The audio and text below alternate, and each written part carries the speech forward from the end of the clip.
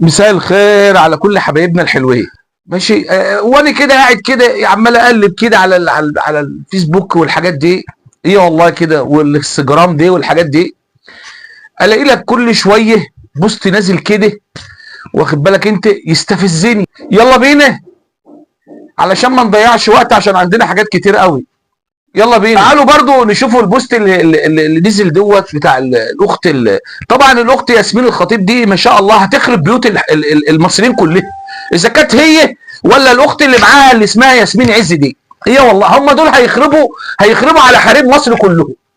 ايه والله، قال بتقول لك ايه الست المحترمه دي، بتقول ايه، بتقول لك الست اللي تعرف ترقص احسن من الست اللي تعرف تطبخ. هو للاسف دلوقتي لا بقى في ست بترقص ولا حد بيعرف يطبخ، هي ماشيه دليفري زي ما بيقولوا. ترقص ايه، هو خلاص كده، ايه بعد ما اتنيلت اتجوزت وخلفت هترقص ايه، هي فاضيه ترقص، ما الزمن مرقصها على 1.5. تجدق الميه لما تتدقر من تحت منك. وده بقى يعني ما شاء الله البوست اللي انقح منه بتاع الاخت المحترمه ياسمين عز اللي انا بقول لكم عليها، اللي هي يعني هتخلي الستات كلها هتتطلق. ما تقلقوش ما تقلقوش، كل الحريم الموجوده هتتطلق بسبب الست دي.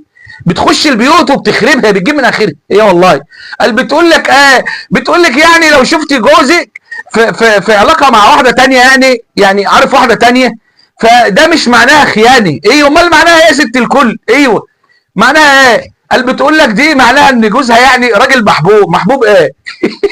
محبوب المليجي. طب دي انا واحده تقبل على نفسها كده؟ اما يقول لها تشوفه كده تقول له ايوه يا حبيبي خد راحتك خد راحتك، اصل انت راجل محبوب. بوست كده يعني من البوستات اللي الواحد ما يحبش يشوفها. ايه والله، اللي ما يحبش يشوفها تاني. الفنان المحترم اسمه ايه ده، احمد الفيشاوي، والست المحترمه الممثله برضه شيرين رضا. ايه والله، شوف دي عندها يجي 70 سنه، والواد ده صغير يعني عنده بتاع 40 سنه ولا حاجه. قال بيقول لك احنا كنا بنحب بعض، وكانت بتدلعني وبتقول لي يا فيش وهو بيقول لها يا شكشك. لا اله الا الله، هم دول عايزين يتحطوا في بلاعه ويتقفلوا عليهم وما يطلعوش. ايه والله، وتكون دي نهايتهم. العلاقه ايه اللي بين ده وده؟ ده عيالها دي الخيبه الكبيره اللي احنا فيها دي. وتعالوا بقى شوفوا يعني شوفوا الكارثه اللي بعدها. الاخت هاجر حليم دي، انا مش عارف دي جايه لنا منين دي. قال بتقول لك ايه، المفروض الراجل يعوض يعني الست تعب طول النهار كده وهي شقيانه وبتطبخ وبتربي العيال، واول هو ما يجي من شغله كده متنيل تعبان يعني يدلك لها رجليه ويحط لها في ميه وملح. ايه والله عندها حق، والله عندها حق. امال ايه، ما هي الدنيا اتنيلت من شويه، هو اللي يدعك لها رجلها ويحط لها في ملح؟ لا يا اخويا، كانت ساحه طول النهار في الغاء.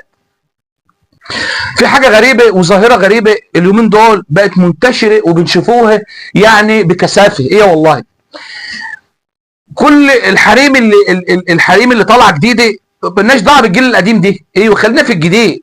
كل اللي طالع جديد ده كله جيل اهطل كده ما شاء الله. الستات كلها ماشيه نافخه بقها، واخد بالك انت، ونافخه حاجات تانية. ايوه بس المشكله ان هي كله ماشي تلاقي بقه موارب كده.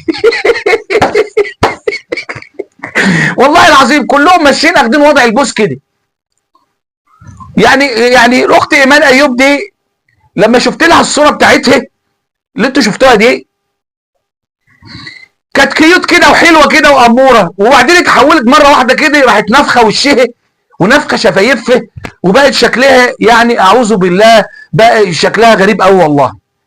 بصراحه ربنا انا مش عارف هم بيعملوا في نفسهم كده ليه. هي دي مالها ومال الجمال ومالها ومال الزفت؟ هي الست تبقى على طبيعتها كده جميله كده بشكلها، ولا لما تمشي كده نفخه نفختين كده دي ما تعرفش تاكل؟ يعني دي عايزه حد يحط لها الاكل في بقها، ولا هتاكل بخرطوم دي؟ للاخت المبجله هدير عبد الرازق اللي احنا ما وريناش شغل غيرها، ما وريناش شغل غير الست هدير عبد الرازق دي. ايوه والله العظيم، بتقول لك ادي كده الحمد لله مش محتاجه حاجه، هي وصلت للعالميه.